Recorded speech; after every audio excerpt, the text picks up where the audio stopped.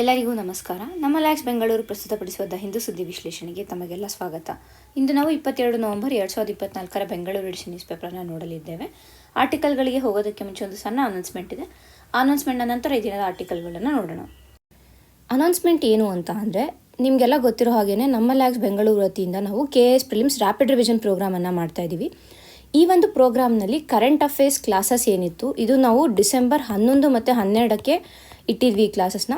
But ಹಲವಾರು ಮಂದಿ ಸ್ಟೂಡೆಂಟ್ಸ್ಗಳ request ಮೇರೆಗೆ ನಾವೇನು ಮಾಡಿದ್ದೀವಿ ಅಂತಂದರೆ, ಇದನ್ನು PDO ಎಕ್ಸಾಮ್ಗೆ ಮುಂಚೆ ಅಂದರೆ 30 ನವಂಬರ್ ಮತ್ತು 1ನೇ ಡಿಸೆಂಬರ್ ಏನಿದೆ, 30th ನವಂಬರ್ ಮತ್ತು 1st ಡಿಸೆಂಬರ್ ನಾವು ಈ ಕರೆಂಟ್ ಅಫೇರ್ಸ್ ಕ್ಲಾಸಸನ್ನು ಪ್ಲ್ಯಾನ್ ಮಾಡಿದ್ದೀವಿ. ಈ ಕ್ಲಾಸಸ್ ತೊಗೊಳ್ಳೋದು ಹರೇಂದ್ರ ಸರ್ ತೊಗೋತಾ ಇದ್ದಾರೆ. ಆ್ಯಂಡ್ ನಾನು ನಿಮಗೆ ಕಂಪ್ಲೀಟ್ ಇಯರ್ದು ಕರೆಂಟ್ ಅಫೇರ್ಸ್ ಇದರಲ್ಲಿ ಕವರ್ ಆಗ್ತಾ ಇದೆ. ಈಗಾಗಲೇ ನಿಮ್ಗೆ ಗೊತ್ತಿರೋ ಹಾಗೆ ಇದು ಆಫ್ಲೈನ್ ಮತ್ತು ಆನ್ಲೈನ್ ಕೂಡ ಈ ಬ್ಯಾಚಸ್ ಇರುತ್ತೆ. ರಿಜಿಸ್ಟ್ರೇಷನ್ಸ್ ಮಾಡೋದಕ್ಕೆ ಲಿಂಕನ್ನು ಡಿಸ್ಕ್ರಿಪ್ಷನಲ್ಲಿ ಹಾಕಿರ್ತೀವಿ. ಇಲ್ಲ ಅಂತಂದರೆ ನಮ್ಮ ಆಫೀಸ್ಗೆ ಕಾಂಟ್ಯಾಕ್ಟ್ ಮಾಡ್ಬೋದು, ಇಲ್ಲ ಈ ನಂಬರ್ಗಳಿಗೆ ಕಾಂಟ್ಯಾಕ್ಟ್ ಮಾಡಿ ನೀವು ರಿಜಿಸ್ಟ್ರೇಷನ್ ಲಿಂಕನ್ನು ಕೇಳ್ಬೋದಾಗುತ್ತೆ. ಮತ್ತೊಂದು ಅನೌನ್ಸ್ಮೆಂಟ್ ಏನು ಅಂತ ಅಂದರೆ, PDO ಎಕ್ಸಾಮ್ಗೆ ಯೂಸ್ಫುಲ್ ಆಗೋ ಥರನೇ ನಾವು ಈ ಥರ ಬರೀ ಕರೆಂಟ್ ಅಫೇರ್ಸ್ ರಿಲೇಟೆಡ್ ಟೆಸ್ಟ್ ಸೀರೀಸನ್ನು ನಡೆಸ್ತಾ ಇದ್ದೀವಿ. 2nd, 3rd, 4th ಮತ್ತು 5th ಡಿಸೆಂಬರ್. ಸೊ 4 ಟೆಸ್ಟ್ಗಳಿರುತ್ತೆ. 199 ರೂಪಾಯಿಗೆ ಡೈಲಿ 10 to 12 ನಮ್ಮ ಏನು ಎಕ್ಸಾಮ್ ಟೈಮಿಂಗ್ಸ್ ಇರುತ್ತೆ ಅದೇ ಟೈಮಿಂಗ್ಸಲ್ಲೇ ನಾವು ಈ ಒಂದು ಟೆಸ್ಟನ್ನು ಕೂಡ ಕಂಡಕ್ಟ್ ಮಾಡ್ತಾ ಇದ್ದೀವಿ. ಇದು ಬರೀ ಕೇವಲ ಕರೆಂಟ್ ಅಫೇರ್ಸ್ ಟೆಸ್ಟ್ ಸೀರೀಸ್ ಆಗಿರುತ್ತೆ. ಒಂದಿನ ನ್ಯಾಷನಲ್ ಕರೆಂಟ್ ಅಫೇರ್ಸ್ ಇರುತ್ತೆ, ಒಂದಿನ ಇಂಟರ್ನ್ಯಾಷನಲು, ಇನ್ನೊಂದಿನ ಕರ್ನಾಟಕ ರಿಲೇಟೆಡು, ಮತ್ತು ಇನ್ನು ಲಾಸ್ಟಲ್ಲಿ ಫುಲ್ ಲೆಂತ್ ಅಂದರೆ ಈ 3 ಸೇರಿ ಫುಲ್ ಲೆಂತ್ ಟೆಸ್ಟ್ ಇರುತ್ತೆ. ಸೊ ಇದಕ್ಕೂ ಕೂಡ ರಿಜಿಸ್ಟ್ರೇಷನ್ ಲಿಂಕ್ಸನ್ನು ಡಿಸ್ಕ್ರಿಪ್ಷನಲ್ಲಿ ಹಾಕಿರ್ತೀವಿ. ಇಲ್ಲ ಅಂತಂದರೆ ನಿಮಗೂ ಫರ್ದರ್ ಇನ್ಫಾರ್ಮೇಷನ್ ಬೇಕು ಅಂತಂದರೆ ಈ ನಂಬರ್ಗಳಿಗೆ ಕಾಂಟ್ಯಾಕ್ಟ್ ಮಾಡ್ಬೋದು, ಇಲ್ಲ ನಮ್ಮ ಆಫೀಸನ್ನು ಡೈರೆಕ್ಟಾಗಿ ವಿಸಿಟ್ ಮಾಡ್ಬೋದಾಗುತ್ತೆ. ಈಗ ಈ ದಿನದ ಆರ್ಟಿಕಲ್ಗಳನ್ನು ನೋಡೋಣ. India needs on environmental health regulatory agency. ನಮಗೆಲ್ಲ ತಿಳಿದಿರೋ ಹಾಗೇ ಭಾರತ ಹಲವಾರು ಒಂದು ಟಾರ್ಗೆಟ್ಸ್ಗಳನ್ನು ಇಟ್ಕೊಂಡಿದೆ. ಅಂದರೆ ಈಗ ಪ್ಯಾರಿಸ್ ಅಗ್ರಿಮೆಂಟನ್ನು ಸೈನ್ ಮಾಡಿರೋದಿರ್ಬೋದು, ಇಲ್ಲ ಅಂತಂದರೆ SDGಗಳನ್ನು ಫುಲ್ಫಿಲ್ ಮಾಡ್ತೀವಿ ಅನ್ನೋದಿರ್ಬೋದು, ಇಲ್ಲ ಎಮಿಷನ್ ರಿಡಕ್ಷನ್ಸ್ ಇರ್ಬೋದು, NCQG ಇರ್ಬೋದು, ಇಲ್ಲಾಂದರೆ NDCs ಇರ್ಬೋದು. ಸೊ ಈ ರೀತಿಯಾಗಿ ಹಲವಾರು ಟಾರ್ಗೆಟ್ಸ್ಗಳನ್ನು ಭಾರತ ಹೊಂದಿದೆ. ಅಂದರೆ ವಿತ್ ರೆಸ್ಪೆಕ್ಟ್ ಟು ಪೊಲ್ಯೂಷನನ್ನು ಕಮ್ಮಿ ಮಾಡೋದಿರ್ಬೋದು, ಇಲ್ಲ ಅಂತಂದರೆ ಕ್ಲೈಮೇಟ್ ಚೇಂಜ್ ರಿಡಕ್ಷನ್ ಇರ್ಬೋದು, ಮಿಟಿಗೇಷನ್, ಅಡಾಪ್ಟೇಷನ್, ಇವುಗಳ ಕುರಿತಾಗಿ ಹಲವಾರು ಟಾರ್ಗೆಟ್ಸ್ಗಳನ್ನು ಹೊಂದಿರೋದು ನಮಗೆಲ್ಲ ತಿಳಿದಿದೆ. ಸೊ ಈ ಒಂದು ಆರ್ಟಿಕಲ್ನಲ್ಲಿ ಏನು ಹೇಳ್ತಾ ಇದ್ದಾರೆ ಅಂತ ಅಂದರೆ, ಈಗ ಸದ್ಯಕ್ಕೆ ಭಾರತದಲ್ಲಿ ಈ ಒಂದು ಪೊಲ್ಯೂಷನ್ ಇರಲಿ, ಕ್ಲೈಮೇಟ್ ಚೇಂಜ್ ಇರಲಿ, ಇದನ್ನ ಟ್ಯಾಕಲ್ ಮಾಡೋದಕ್ಕೆ 3 ಏಜೆನ್ಸಿಗಳನ್ನು ನಾವು ನೋಡ್ತೀವಿ. ಅಂದರೆ 3 ಡಿಫ್ರೆಂಟ್ ಆರ್ಗನೈಸೇಷನ್ಸ್ ಈ ಒಂದು ರೆಸ್ಪಾನ್ಸಿಬಿಲಿಟಿಯನ್ನು ಹೊಂದಿದೆ. ಫಾರ್ ಎಕ್ಸಾಂಪಲ್, ಫಸ್ಟು CPCBಯನ್ನು ನಾವು ತೊಗೊಳ್ಳೋಣ. CPCB ಏನು ಮಾಡುತ್ತೆ ಅಂತ ಅಂದರೆ, ಇದು ಪೊಲ್ಯೂಷನ್ ಕಂಟ್ರೋಲ್ ಬಗ್ಗೆ ಕಾನ್ಸಂಟ್ರೇಟ್ ಮಾಡುತ್ತೆ. ಓಕೆನಾ. ಮತ್ತು ministry of environment and forest affairs ಇದೇನು ಮಾಡುತ್ತೆ, ಇದು ಪಾಲಿಸೀಸ್ಗಳನ್ನು ಮಾಡುತ್ತೆ ವಿತ್ ರೆಸ್ಪೆಕ್ಟ್ ಟು ಪೊಲ್ಯೂಷನ್ ಇರ್ಬೋದು, ಇಲ್ಲಾಂದರೆ ಕ್ಲೈಮೇಟ್ ಚೇಂಜ್ ಇರ್ಬೋದು. ಸೊ ಎರಡಕ್ಕೂ ಪಾಲಿಸಿ ಡಿವೈಸ್ ಯಾರು ಮಾಡ್ತಾರೆ ಅಂದರೆ ministry of environment forest and climate change. ಅದೇ CPCB ಪೊಲ್ಯೂಷನ್ ರಿಲೇಟೆಡ್ ಏನೇ ಇದ್ರೂ CPCB ನೋಡ್ಕೊಳ್ಳುತ್ತೆ. ಮತ್ತೇನು ministry of health and family welfare ಏನು ಮಾಡುತ್ತೆ, ಇದು ಬಂದು ಡಿಸೀಸ್ ಸರ್ವೆಲೆನ್ಸ್ ಮತ್ತು ಮ್ಯಾನೇಜ್ಮೆಂಟ್. ಸೊ ಈ ರೀತಿಯಾಗಿ 3 ಡಿಫ್ರೆಂಟ್ ಆರ್ಗನೈಸೇಷನ್ಸ್ ಇದೆ, ಒಪ್ಕೋತೀನಿ. ಬಟ್ ಏನು ಸಜೆಸ್ಟ್ ಮಾಡ್ತಾ ಇದ್ದಾರೆ ಇದರಲ್ಲಿ ಈ ಒಂದು ಆರ್ಟಿಕಲ್ನಲ್ಲಿ ಅಂತಲೇ, ಈ ರೀತಿಯಾಗಿ 3 ಡಿಫ್ರೆಂಟ್ ಆರ್ಗನೈಸೇಷನ್ಸ್ ಡಿಫ್ರೆಂಟ್ ಕೆಲಸನ ಮಾಡ್ತಾ ಇದೆ. ಸೊ ಅದರ ಜೊತೆಗೆ ಒಂದು ಎನ್ವಿರಾನ್ಮೆಂಟಲ್ ಹೆಲ್ತ್ ರೆಗ್ಯುಲೇಟರಿ ಏಜೆನ್ಸಿ ಅನ್ನೋದು ನೆಸೆಸಿಟಿ ಇದೆ ಭಾರತಕ್ಕೆ.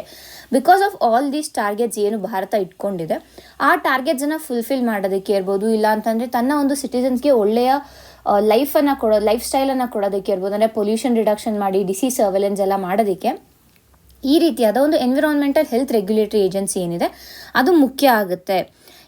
ಇದೇನಾಗುತ್ತೆ ಅಂತಂದರೆ, ಇದರಲ್ಲಿ ಬೇಸಿಕಲಿ ಎನ್ವಿರಾನ್ಮೆಂಟಲ್ ಗವರ್ನೆನ್ಸನ್ನು ಅದು ನೋಡ್ಕೊಳ್ಳುತ್ತೆ ವಿತ್ ರೆಸ್ಪೆಕ್ಟ್ ಟು ಪೊಲ್ಯೂಷನ್ ಇರ್ಬೋದು, ಇಲ್ಲ ಹೆಲ್ತ್ ರಿಸ್ಕ್ ಮಿಟಿಗೇಷನ್ ಇರ್ಬೋದು, ಕ್ಲೈಮೇಟ್ ಚೇಂಜ್ ಮಿಟಿಗೇಷನ್ ಇರ್ಬೋದು. ಸೊ ಇದೆಲ್ಲನೂ ಈ ಒಂದು EHRA ಏನಿದೆ, ಎನ್ವಿರಾನ್ಮೆಂಟಲ್ ಹೆಲ್ತ್ ರೆಗ್ಯುಲೇಟರಿ ಏಜೆನ್ಸಿ ಏನಿದೆ, ಇದು ನೋಡ್ಕೊಳ್ಳುತ್ತೆ ಅಂತ ನೋಡ್ಕೊಳ್ಬೇಕು. ಸೊ ಹಾಗಾಗಿ ಈ ಒಂದು EHRA ಏನಿದೆ ಇದು ಈಗ ಸದ್ಯಕ್ಕೆ ಭಾರತಕ್ಕೆ ಅವಶ್ಯಕ ಅಂತ ಇಲ್ಲಿ ಹೇಳ್ತಾ ಇದ್ದಾರೆ. ಹಾಗಾದರೆ ಈ ಕಾನ್ಸೆಪ್ಟ್ ಏನಿದೆ EHRA, ಇದು ಫಸ್ಟ್ ಟೈಮ್ ಭಾರತದಲ್ಲೇ ಮಾಡ್ತಾ ಇರೋದಾ? ಇಲ್ಲ. ಈಗ ಫಾರ್ ಎಕ್ಸಾಂಪಲ್ ನಾವು ನೋಡಿದ್ರೆ USA ಈ ರೀತಿಯಾದ ಒಂದು ಏಜೆನ್ಸಿ ಇದೆ. USA ಈ ಏಜೆನ್ಸಿನ ಎನ್ವಿರಾನ್ಮೆಂಟಲ್ ಪ್ರೊಟೆಕ್ಷನ್ ಏಜೆನ್ಸಿ ಅಂತ ಕರೀತಾರೆ. ಸೊ ಇಲ್ಲಿ ಏನು ಮಾಡುತ್ತೆ ಇದು ಅಂತಂದರೆ, ಇಟ್ ರೆಗ್ಯುಲೇಟ್ಸ್ ಏರ್ ಮತ್ತು ವಾಟರ್ ಕ್ವಾಲಿಟಿಯನ್ನು ಚೆಕ್ ಮಾಡುತ್ತೆ ಅಲ್ಲಿ, ಮತ್ತು ವೇಸ್ಟ್ ಮ್ಯಾನೇಜ್ಮೆಂಟ್ ಬಗ್ಗೆ ಕಾನ್ಸಂಟ್ರೇಟ್ ಮಾಡುತ್ತೆ, ಮತ್ತು ಟಾಕ್ಸಿಕ್ ಸಬ್ಸ್ಟೆನ್ಸ್ ಏನಾದ್ರು ಎನ್ವಿರಾನ್ಮೆಂಟಿಗೆ ರಿಲೀಸ್ ಆಗ್ತಾ ಇದೆ ಅಂದರೆ ಅದರ ಕುರಿತಾಗಿ ಕೂಡ ಇದು ಆ್ಯಕ್ಷನ್ಸನ್ನು ತಗೊಳುತ್ತೆ. ಇದೆಲ್ಲನೂ ಯಾವುದ್ರ ಮೇಲೆ, ಸೈಂಟಿಫಿಕ್ ಡೇಟಾ ಮೇಲೆ ಅದು ವರ್ಕ್ ಮಾಡ್ತಾ ಇರೋದು. ಸೊ ಸೈಂಟಿಫಿಕ್ ಡೇಟಾ ಅಂತ ಬಂದಾಗ ಇಲ್ಲಿ ಸೈಂಟಿಸ್ಟ್ಸ್ ಇರ್ತಾರೆ, ರಿಸರ್ಚರ್ಸ್ ಇರ್ತಾರೆ, ಅವರು ಕೂಡ ಈ ಒಂದು ಆರ್ಗನೈಸೇಷನಲ್ಲಿ ಇನ್ವಾಲ್ವ್ ಆಗಿರ್ತಾರೆ. ಸೊ ಇದು USA ಕಥೆ ಆಯಿತು. ಮತ್ತು ಈಗ ಜರ್ಮನಿಗೆ ಬಂದರೆ, ಜರ್ಮನಿಯಲ್ಲಿ ಕೂಡ ಫೆಡರಲ್ ಎನ್ವಿರಾನ್ಮೆಂಟಲ್ ಏಜೆನ್ಸಿ ಅಂತ ಒಂದು ಇದೆ. ಸೊ ಈ ಏಜೆನ್ಸಿ ಏನು ಮಾಡುತ್ತೆ ಅಂತಂದರೆ, ಇದು ಎನ್ವಿರಾನ್ಮೆಂಟಲ್ ಪಾಲಿಸಿಯನ್ನು ಡಿವೈಸ್ ಮಾಡುತ್ತೆ. ಮತ್ತು ಅಗೇನ್ ಏರ್ ಇರ್ಬೋದು, ವಾಟರ್ ಇರ್ಬೋದು, ವೇಸ್ಟ್ ಇರ್ಬೋದು, ಇವುಗಳ ಮ್ಯಾನೇಜ್ಮೆಂಟನ್ನು ಅದು ನೋಡ್ಕೊಳ್ಳುತ್ತೆ. ಮತ್ತು ಸಸ್ಟೈನಬಲ್ ಎನರ್ಜಿ ಮತ್ತು ಕ್ಲೈಮೇಟ್ ಇನಿಷಿಯೇಟಿವ್ಸ್ ಏನಿದೆ, ಸಸ್ಟೈನಬಲ್ ಎನರ್ಜಿ ಆ್ಯಂಡ್ ಕ್ಲೈಮೇಟ್ ಇನಿಷಿಯೇಟಿವ್ಸ್ನ ಕೂಡ ಈ ಒಂದು ಆರ್ಗನೈಸೇಷನ್ ನೋಡ್ಕೊಳ್ಳುತ್ತೆ. ಮತ್ತು ಇನ್ನು ಜಪಾನ್ಗೆ ಹೋದರೆ, ಜಪಾನಲ್ಲಿ ಮಿನಿಸ್ಟ್ರಿ ಆಫ್ ಎನ್ವಿರಾನ್ಮೆಂಟ್ ಅಂತಲೇ ಇದೆ. ಸೊ ಈ ಮಿನಿಸ್ಟ್ರಿ ಆಫ್ ಎನ್ವಿರಾನ್ಮೆಂಟ್ ಏನು ಮಾಡುತ್ತೆ, ಎಲ್ಲ ಪೊಲ್ಯೂಷನ್ ಇರ್ಬೋದು, ಕೆಮಿಕಲ್ಸ್ ಸೇಫ್ಟಿ ಇರ್ಬೋದು, ಎಕೋಸಿಸ್ಟಮ್ ಪ್ರೊಟೆಕ್ಷನ್ ಇರ್ಬೋದು, ಇದೆಲ್ಲನೂ ಈ ಮಿನಿಸ್ಟ್ರಿ ಆಫ್ ಎನ್ವಿರಾನ್ಮೆಂಟ್ ನೋಡ್ಕೊಳ್ಳುತ್ತೆ. ಅಲಾಂಗ್ ವಿತ್ ಅದರ್ ಇದು ಅಂದರೆ ಅರ್ಬನ್ ಪೊಲ್ಯೂಷನನ್ನು ನೋಡ್ಬೋದು, ರೇಡಿಯೇಷನ್ ಇಶ್ಯೂಸ್ ಇರ್ಬೋದು, ಈ ಎಲ್ಲದನ್ನು ಕೂಡ ಈ ರೀತಿಯಾದ ಈ ಒಂದು ಸೆಪ್ರೇಟ್ ಡೆಡಿಕೇಟೆಡ್ ಆರ್ಗನೈಸೇಷನ್ ಇದೆ, ಅದು ನೋಡ್ಕೊಳ್ಳುತ್ತೆ. ಸೊ ಈ ಎಲ್ಲ ಒಂದು ಡೆವಲಪ್ಡ್ ಕಂಟ್ರೀಸ್ ಏನಿದೆ, ಈ ಕಂಟ್ರೀಸಲ್ಲಿ ನಾವು ಈ ರೀತಿಯಾದ ಒಂದು ಆರ್ಗನೈಸೇಷನ್ನ ನೋಡುವಾಗ ಭಾರತಕ್ಕೆ ಇರುವಂತಹ ಟಾರ್ಗೆಟ್ಸನ್ನು ನೋಡಿದ್ರೆ, ಮತ್ತು ಭಾರತ ಡೆವಲಪ್ ಆಗ್ತಾ ಇರೋ ಒಂದು ರೇಟನ್ನು ನೋಡಿದ್ರೆ, ಈ EHRA ಏನಿದೆ ಇದರ ಒಂದು ನೆಸೆಸಿಟಿ ಭಾರತಕ್ಕೆ ಕಾಣಿಸುತ್ತೆ ಅನ್ನೋದು ಈ ಒಂದು ಆರ್ಟಿಕಲ್ನ ಸಾರಾಂಶ ಆಗಿದೆ. ಮತ್ತು ಹಾಗಾದ್ರೆ EHRA ಏನು ಮಾಡುತ್ತೆ, ಇದರ ಒಂದು ಫಂಕ್ಷನ್ಸ್ ಏನು ಅಂತಂದರೆ, ಮೊದಲಿಗೆ it helps India to formulate a unified response to all types of pollution. ಅಂದರೆ ಏನು ಮಾಡುತ್ತೆ ಅಂತಂದರೆ, ಯಾವ ಏರಿಯಾಲಿ ಯಾವ ಪೊಲ್ಯೂಷನ್ ಜಾಸ್ತಿ ಇದೆ ಅದನ್ನ ಯಾವ ರೀತಿಯಾಗಿ ಟ್ಯಾಕಲ್ ಮಾಡಬೇಕು based on the local environment. ಆ ಲೋಕಲ್, ಇವಾಗ ಡೆಲ್ಲಿಯಲ್ಲಿ ಪೊಲ್ಯೂಷನ್ ನಡೀತಾ ಇದೆ, ಪೊಲ್ಯೂಷನ್ ಇದೆ ಅಂತಂದರೆ ಅದಕ್ಕೆ ಕಾರಣಗಳು ಬೇರೆ ಇರುತ್ತೆ. ಸೊ ಆ ಕಾರಣಗಳನ್ನು ಅನಲೈಸ್ ಮಾಡಿ ಅಲ್ಲಿಗೆ ತಕ್ಕಾದಂಥ ಒಂದು ಸೊಲ್ಯೂಷನನ್ನು ಡಿವೈಸ್ ಮಾಡೋದು. ಅಂದರೆ ಒನ್ ಸೈಜ್ ಫಿಟ್ಸ್ ಆಲ್ ಅಪ್ರೋಚನ್ನು ಫಾಲೋ ಮಾಡಲ್ಲ. Based on the local needs ಏನಿದೆ ಅದರ ಬೇಸಿಸ್ ಮೇಲೆ ಈ EHRA ಸೊಲ್ಯೂಷನ್ಸನ್ನು ಕೊಡುತ್ತೆ ಅನ್ನೋದು ಇಲ್ಲಿ ಹೇಳ್ತಾರೆ. ಅದರ ಜೊತೆಗೇನು, address health and environment issues simultaneously. ಇದ್ರ ಜೊತೆಗೆ ಹೆಲ್ತ್ ಇಶ್ಯೂಸ್ ಏನಿದೆ ಅಂದರೆ, ಈಗ ಪೊಲ್ಯೂಷನಿಂದ ಹಲವಾರು ಬಾರಿ ಈ ಕಾರ್ಡಿಯೋವ್ಯಾಸ್ಕ್ಯುಲರ್ ಡಿಸೀಸಸ್ ಇರ್ಬೋದು, ಆಸ್ತಮಾ ಇರ್ಬೋದು, ಈ ರೀತಿಯಾದ ಒಂದು ಡಿಸೀಸಸ್ಗಳು ಬರುತ್ತೆ. ಸೊ ಅದನ್ನು ಕೂಡ EHRA ಮ್ಯಾನೇಜ್ ಮಾಡ್ಬೋದು ಅಂತ ಇಲ್ಲಿ ಹೇಳ್ತಾ ಇದ್ದಾರೆ. ಮತ್ತು EHRA ಇನ್ನೇನಕ್ಕೆ ಹೆಲ್ಪ್ ಮಾಡುತ್ತೆ ಅಂತಂದರೆ, this can help in science driven regulatory framework. ಅಂದರೆ ಈ ಒಂದು ಆರ್ಗನೈಸೇಷನಲ್ಲಿ ನಾವು ಸೈಂಟಿಸ್ಟ್ಸ್ ಏನಿರ್ತಾರೆ, ರಿಸರ್ಚರ್ಸ್ ಏನಿರ್ತಾರೆ, ಇವರನ್ನ ನಾವು ಇನ್ಕ್ಲೂಡ್ ಮಾಡಿಕೊಂಡ್ರೆ ಏನೇ ಒಂದು ಫ್ರೇಮ್ವರ್ಕನ್ನು ನಾವು ಫಾರ್ಮ್ ಮಾಡಿದ್ರು ಕೂಡ, ಅಥವಾ ಏನೋ ಒಂದು ಪಾಲಿಸೀಸನ್ನು ಡಿವೈಸ್ ಮಾಡಿದ್ರು ಕೂಡ ಅದು ಸೈನ್ಸ್ ಮತ್ತು ಡೇಟಾ ಡ್ರಿವನ್ ಆಗಿರುತ್ತೆ. ಸೊ ಅದರಿಂದ ತಪ್ಪುಗಳು ಕಡಿಮೆ ಆಗುತ್ತೆ ಮತ್ತು ಎಫೆಕ್ಟಿವ್ ಸೊಲ್ಯೂಷನ್ ಸಿಗುತ್ತೆ ಅನ್ನೋದು ನಾವು ಅರ್ಥ ಮಾಡ್ಕೋಬೇಕಾಗುತ್ತೆ. ಇದರ ಜೊತೆಗೆ EHRA ಏನಿದೆ ಇದು ಸಸ್ಟೈನಬಲ್ ಪ್ರಾಕ್ಟೀಸಸನ್ನು ಪ್ರಮೋಟ್ ಮಾಡ್ಬೋದು, ಮತ್ತು ಗ್ರೀನ್ ಜಾಬ್ಸನ್ನು ಕ್ರಿಯೇಟ್ ಮಾಡ್ಬೋದು, ಲಾಂಗ್ ಟರ್ಮ್ ಫಿನಾನ್ಷಿಯಲ್ ರೆಸಿಲಿಯನ್ಸನ್ನು ಕೊಡಿಸ್ಬೋದು. ಈ ರೀತಿಯಾಗಿ ಮತ್ತು ಪಾಲಿಸಿ ಇನ್ಸ್ಟ್ರೂಮೆಂಟ್ಸನ್ನು, ಹೊಸ ಪಾಲಿಸೀಸ್ ಈಗಾಗಲೇ ಹೇಳ್ದಂಗೆ ಡೇಟಾ ಡ್ರಿವನ್ ಪಾಲಿಸೀಸನ್ನು ಮಾಡ್ಬೋದು, ಇಲ್ಲ ರೆಗ್ಯುಲೇಟರಿ ಫ್ರೇಮ್ವರ್ಕ್ಗೆ ಹೆಲ್ಪ್ ಮಾಡ್ಬೋದು. ಈ ರೀತಿಯಾಗಿ ಎಲ್ಲನೂ EHRA ಫಂಕ್ಷನ್ ಮಾಡ್ಬೋದು ಅಂತ ಇಲ್ಲಿ ಹೇಳ್ತಾ ಇದ್ದಾರೆ. ಸೊ EHRA ನಾನು ಈಗಾಗಲೇ ಹೇಳ್ದಂಗೆ ಒನ್ ಸೈಜ್ ಫಿಟ್ಸ್ ಆಲ್ ಅಪ್ರೋಚನ್ನು ಫಾಲೋ ಮಾಡಲ್ಲ, ಬದಲಿಗೆ ಇದು ಲೋಕಲೈಸ್ಡ್ ಇಂಟರ್ವೆನ್ಷನನ್ನು ಇದು ಮಾಡುತ್ತೆ. ಅಂದರೆ ಬೇಸ್ಡ್ ಆನ್ ಈಗ ಬೆಂಗಳೂರಲ್ಲಿ ಯಾವ ರೀತಿಯಾದ ಪೊಲ್ಯೂಷನ್, ಅಥವಾ ಬೆಂಗಳೂರಲ್ಲಿ ಏನು ಸಮಸ್ಯೆ ಇದೆ, ಮತ್ತು ಬೆಂಗಳೂರಲ್ಲಿ ಯಾವ ರೀತಿಯಾದ ಒಂದು ಸೊಲ್ಯೂಷನ್ ಬೇಕು ಅನ್ನೋದ್ರ ಬಗ್ಗೆ ಯೋಚಿಸಿ ಅದರ ಮೇಲೆ ಇದನ್ನು ಅಂದರೆ ಫ್ರೇಮ್ವರ್ಕನ್ನು ಡಿವೈಸ್ ಮಾಡುತ್ತೆ. ಈಗ ಇವಾಗ ಸದ್ಯಕ್ಕೆ ಏನಾಗ್ತಾ ಇದೆ ಅಂತಾರೆ, ಒಂದು ಪಾಲಿಸಿಯನ್ನು ಕೊಡ್ತಾರೆ, ಅದನ್ನು ಎಂಟೈರ್ ಇಂಡಿಯಾಗೆ ನಾವು ಅದನ್ನ ಅಪ್ಲೈ ಮಾಡೋಕ್ಕೆ ಹೋಗ್ತಾ ಇದ್ವಿ, ವಿಚ್ ಈಸ್ ರಾಂಗ್. ಬಿಕಾಸ್ ಬೇರೆ ಬೇರೆ ಫ್ಯಾಕ್ಟರ್ಸ್ ಬೇರೆ ಬೇರೆ ರೀತಿಯಾಗಿ ಅಫೆಕ್ಟ್ ಮಾಡುತ್ತೆ ಒಂದೊಂದು ರೀಜನನ್ನು. ಸೊ ಹಾಗಾಗಿ EHRA ಅದರಲ್ಲಿ ಹೆಲ್ಪ್ ಮಾಡುತ್ತೆ. EHRAಗೂ ಕೂಡ ಪ್ರಾಬ್ಲಮ್ಸ್ ಇದೆ. ಏನು ಅಂತಂದರೆ, ಮೇಯ್ನಾಗಿ ಬ್ಯೂರೋಕ್ರೆಟಿಕ್ ಇನರ್ಷಿಯಾ ಆಗುತ್ತೆ. ಅಂದರೆ ಬ್ಯೂರೋಕ್ರೆಟಿಕ್ ರೆಸಿಸ್ಟೆನ್ಸನ್ನು ನಾವು ನೋಡ್ಬೋದು. ಮತ್ತು ಹಲವಾರು ಸ್ಟೇಕ್ ಹೋಲ್ಡರ್ಸ್, ಇಂಡಸ್ಟ್ರೀಸ್ಗಳು ಇದಕ್ಕೆ ಒಪ್ಪದೇ ಇರ್ಬೋದು. Because industries pollution level increase ಆಗೋದು ಇಂಡಸ್ಟ್ರೀಸಿಂದ. ಸೊ EHRA ಇಂಡಸ್ಟ್ರೀಸನ್ನು ರೆಗ್ಯುಲೇಟ್ ಮಾಡೋಕ್ಕೆ ಹೋಗುತ್ತೆ. ಸೊ ಅದರಿಂದ ಇಂಡಸ್ಟ್ರಿಯಲ್ ಸ್ಟೇಕ್ ಹೋಲ್ಡರ್ಸಿಂದನೂ ನಮಗೆ ಅಪೋಸಿಷನ್ ಬರ್ಬೋದು. ಬಟ್ ಸ್ಟಿಲ್ EHRA ಏನಿದೆ ಇದನ್ನ ಇಂಡಿಪೆಂಡೆಂಟಾಗಿ ವರ್ಕ್ ಮಾಡೋಕ್ಕೆ ಬಿಡಬೇಕು, ಗೈಡೆಡ್ ವಿತ್ ಸೈಂಟಿಫಿಕ್ ಎಕ್ಸ್ಪರ್ಟೈಸ್. ಆವಾಗ ಏನಾಗುತ್ತೆ ಅಂತಂದರೆ, ಇಂಡಿಯಾದ ಗವರ್ನೆನ್ಸ್ ಸ್ಟ್ರಕ್ಚರ್ ಏನಿದೆ with respect to environmental health crisis ಅದನ್ನು ನಾವು ಟ್ಯಾಕಲ್ ಮಾಡ್ಬೋದು ಅಂತ ಅಂದ್ಬಿಟ್ಟು ಈ ಒಂದು ಆರ್ಟಿಕಲ್ನ ಸಾರಾಂಶ ಆಗಿದೆ. ಮುಂದಿನ ಆರ್ಟಿಕಲ್ ನೋಡೋಣ. A bilateral investment treaty with a bit of change. ಇತ್ತೀಚೆಗಷ್ಟೇ ಭಾರತ ಮತ್ತು UAE ಅಂದರೆ ಈ ಇಯರಲ್ಲಿ 2024 ಬೈಲ್ಯಾಟ್ರಲ್ ಇನ್ವೆಸ್ಟ್ಮೆಂಟ್ ಟ್ರೀಟಿಯನ್ನು ಸೈನ್ ಮಾಡಿದರು. ಅದರ ಒಂದು ಕಾಪಿಯನ್ನು ಇತ್ತೀಚೆಗಷ್ಟೇ ಪಬ್ಲಿಕ್ ಮಾಡಿದ್ದಾರೆ. ಸೊ ಅದರ ಕುರಿತಾಗಿ ಈ ಒಂದು ಆರ್ಟಿಕಲ್ ಆಗಿದೆ. ಈ ಹಿಂದೆ ಕೂಡ 2015ರಿಂದ ಭಾರತ ಮಾಡೆಲ್ ಬೈಲ್ಯಾಟ್ರಲ್ ಇನ್ವೆಸ್ಟ್ಮೆಂಟ್ ಟ್ರೀಟಿ ಅನ್ನೋ ಒಂದು ಫ್ರೇಮ್ವರ್ಕನ್ನು ಇಟ್ಕೊಂಡಿದೆ. ಈ ಫ್ರೇಮ್ವರ್ಕ್ ಏನಿದೆ ಇದು ಬೇರೆ ಕಂಟ್ರಿಗಳ ಜೊತೆ ಬೈಲ್ಯಾಟ್ರಲ್ ಇನ್ವೆಸ್ಟ್ಮೆಂಟ್ ಟ್ರೀಟಿಯನ್ನು ಸೈನ್ ಮಾಡುವಾಗ ಇದರಲ್ಲಿರೋ ಪಾಯಿಂಟ್ಸನ್ನು ಇಟ್ಕೊಂಡೇನೆ ಬೇರೆ ಪಾಯಿಂಟ್ಸನ್ನು ಡಿವೈಸ್ ಮಾಡೋದು. ಸೊ ಈಗ ಸದ್ಯಕ್ಕೆ ಸೈನ್ ಮಾಡಿರುವಂತಹ India UAE bilateral investment treaty ಏನಿದೆ ಇದು ಯಾವ ರೀತಿಯಾಗಿ ಮಾಡೆಲ್ ಬೈಲ್ಯಾಟ್ರಲ್ ಇನ್ವೆಸ್ಟ್ಮೆಂಟ್ ಟ್ರೀಟಿಯಿಂದ ಡಿಫರೆಂಟ್ ಆಗಿದೆ ಅನ್ನೋದು ಈ ಒಂದು ಆರ್ಟಿಕಲ್ನಲ್ಲಿ ಹೇಳ್ತಾ ಇದ್ದಾರೆ. ಯಾವುದೇ ಒಂದು ಬೈಲ್ಯಾಟ್ರಲ್ ಇನ್ವೆಸ್ಟ್ಮೆಂಟ್ ಟ್ರೀಟಿ ಅಂದರೆ ಇದಕ್ಕೆ 2 ಆಬ್ಜೆಕ್ಟಿವ್ಸ್ ಇರುತ್ತೆ. ಒಂದೇನು ಅಂತಂದರೆ ಇದು ಇನ್ವೆಸ್ಟ್ಮೆಂಟ್ ಪ್ರೊಟೆಕ್ಷನ್ ಗೋಲ್ಸ್ ಏನಿರುತ್ತೆ ಇದನ್ನು ಬ್ಯಾಲೆನ್ಸ್ ಮಾಡೋದು with respect to investing country and the investor country. So ಇವೆರಡರ ಮಧ್ಯೆ ಬ್ಯಾಲೆನ್ಸ್ ಮಾಡೋದು ಒಂದು. ಮತ್ತೊಂದು investor state dispute settlement system ಅಥವಾ ಟ್ರೈಬ್ಯುನಲ್ಸ್ ಏನಿದೆ ಇದರ ಕುರಿತಾಗಿ ಆಗಿದೆ. ಸೊ ಈ 2 ಪಾಯಿಂಟು ಯಾವುದೇ ಬೈಲ್ಯಾಟ್ರಲ್ ಇನ್ವೆಸ್ಟ್ಮೆಂಟ್ ಟ್ರೀಟಿ ಇದ್ರೂ ಕೂಡ ಈ 2 ಪಾಯಿಂಟ್ ಮುಖ್ಯ ಆಗುತ್ತೆ. ಒಂದು ಇನ್ವೆಸ್ಟ್ಮೆಂಟ್ ಪ್ರೊಟೆಕ್ಷನ್ ಗೋಲ್ಸ್ ಏನಿರುತ್ತೆ ಅದು, ಇನ್ನೊಂದು investor state dispute settlement tribunals ಬಗ್ಗೆ. ಸೊ ಈಗೇನಾಗಿದೆ ಅಂತಂದರೆ ಸದ್ಯ ಭಾರತದ ಮಾಡೆಲ್ BIT ಒಂದು ಕಡೆ ಮಾಡೆಲ್ BIT ಇಟ್ಕೊಳ್ಳೋಣ ನಾವು. ಈಗ ಸದ್ಯಕ್ಕೆ ಇಂಡಿಯಾ UAE BIT ಏನಿದೆ ಅದನ್ನು ಇಟ್ಕೊಳ್ಳೋಣ. ಸೊ ಮಾಡೆಲ್ BITಯಲ್ಲಿ ಈ ISDS ಏನಿದೆ ಈ ಇನ್ವೆಸ್ಟರ್ ಸ್ಟೇಟ್ ಡಿಸ್ಪ್ಯೂಟ್ ಸೆಟಲ್ಮೆಂಟ್ ಏನಿದೆ ಇದು 5 ಇಯರ್ಸ್ದು ಇತ್ತು. 5 ಇಯರ್ಸ್ಗೆ ಅಂತ ಇದ್ದಿದ್ದನ್ನ ಇಲ್ಲಿ ಭಾರತ ಇದರಲ್ಲಿ 3 ಇಯರ್ಸ್ಗೆ ಮಾಡಿದ್ದಾರೆ. ಓಕೆನಾ. ಸೊ ಇದರಿಂದ ಏನಾಗುತ್ತೆ ಅಂತಂದರೆ ಫಾರಿನ್ ಇನ್ವೆಸ್ಟರ್ಸು ಏನಾದರೂ ಪ್ರಾಬ್ಲಮನ್ನು ಭಾರತದಲ್ಲಿ ಅನುಭವಿಸಿದ್ರೆ ಆ 3 ಇಯರ್ಸ್ ಟೈಮ್ ಏನಿದೆ ಅಂದರೆ ವಿತಿನ್ 3 ಇಯರ್ಸ್ ಅದು ರಿಸಾಲ್ವ್ ಆಗಬೇಕು. ಸೊ ಶಾರ್ಟರ್ ಪೀರಿಯಡ್ ಇರೋದ್ರಿಂದ ಫಾರಿನ್ ಇನ್ವೆಸ್ಟ್ಮೆಂಟ್ಸ್ ಅಟ್ರಾಕ್ಟ್ ಆಗುತ್ತೆ. ಅಂದರೆ if there is any complications ಏನಾದರೂ ಕಾಂಪ್ಲಿಕೇಶನ್ಸ್ ಆಯಿತು ಇನ್ವೆಸ್ಟ್ಮೆಂಟಲ್ಲಿ ಅಂತ ಅಂದರೆ ವಿತಿನ್ 3 ಇಯರ್ಸ್ ಆ ಒಂದು ಕೇಸನ್ನು ಕಂಪ್ಲೀಟ್ ಮಾಡಬೇಕು. ಸೊ ಟೈಮ್ ಪೀರಿಯಡ್ ರೆಡ್ಯೂಸ್ ಆಗಿರೋದ್ರಿಂದ ಅವ್ರಿಗೆ ಜಸ್ಟಿಸ್ ಬೇಗ ಸಿಗುತ್ತೆ.